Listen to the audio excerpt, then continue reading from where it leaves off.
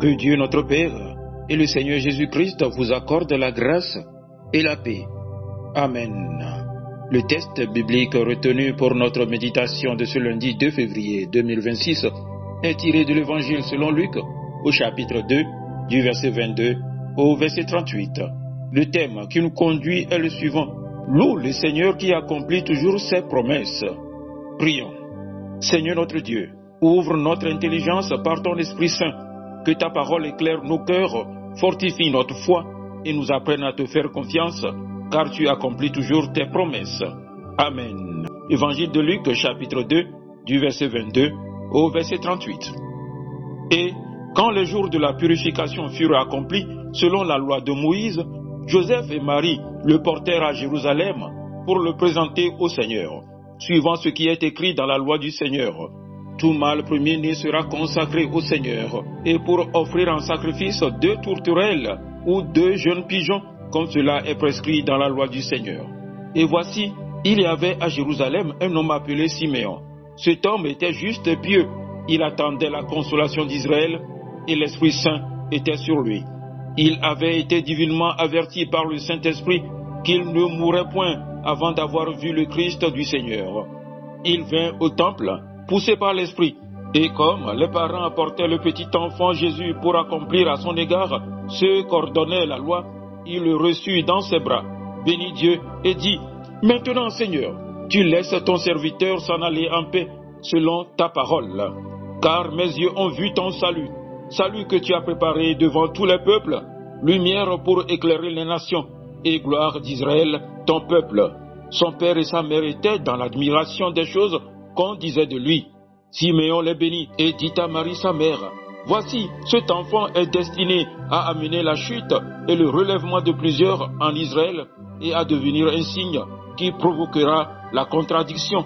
Et à toi-même, une épée te transpercera l'âme afin que les pensées de beaucoup de cœurs soient dévoilées. » Il y avait aussi une prophétesse, Anne, fille de Phanuel, de la tribu d'Aser.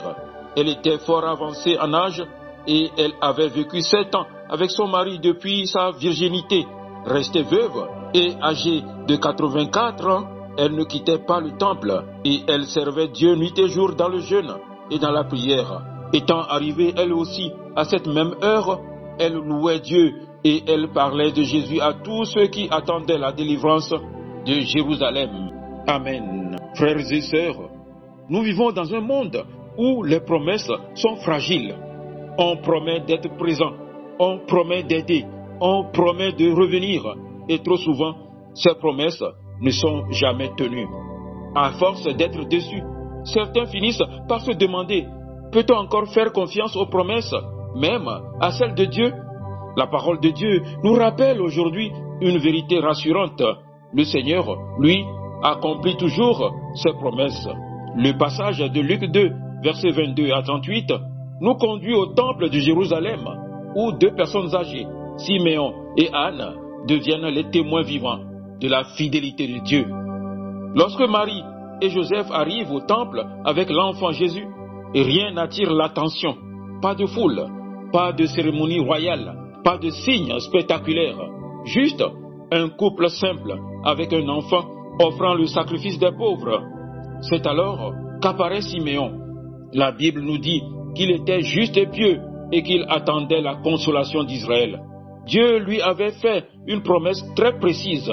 Il ne mourrait pas avant d'avoir vu le Christ du Seigneur. Frères et sœurs, permettez-moi une illustration. Il arrive qu'une personne nous fasse une promesse. Je serai là pour toi. Je t'aiderai. Je ne t'abandonnerai pas. Mais avec le temps, cette promesse est oubliée, repoussée, parfois même trahie. Alors le cœur devient méfiant. On se dit, les promesses, ça ne vaut pas grand-chose. Dieu n'est pas comme les hommes. Les années passent, les cheveux blanchissent, le corps faiblit. Mais la promesse de Dieu ne vieillit jamais. Siméon aurait pu se décourager, penser, j'ai trop attendu, Dieu m'a oublié. Mais Dieu n'oublie pas.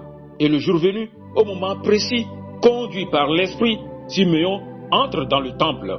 Et quand la promesse s'accomplit enfin, regardons maintenant quelle est sa réaction. Siméon prend l'enfant Jésus dans ses bras Il ne se plaint pas du temps d'attente. Il ne demande pas d'explication. Il loue Dieu. Maintenant, Seigneur, tu peux laisser ton serviteur s'en aller en paix.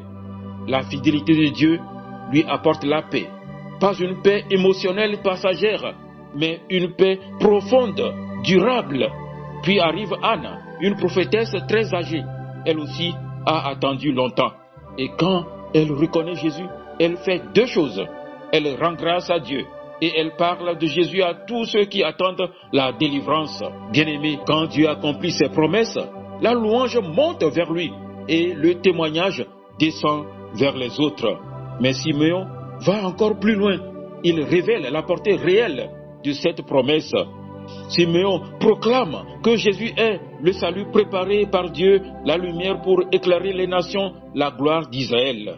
Autrement dit, Jésus n'est pas seulement la réponse à l'attente de Simeon, il est l'accomplissement de toutes les promesses de Dieu.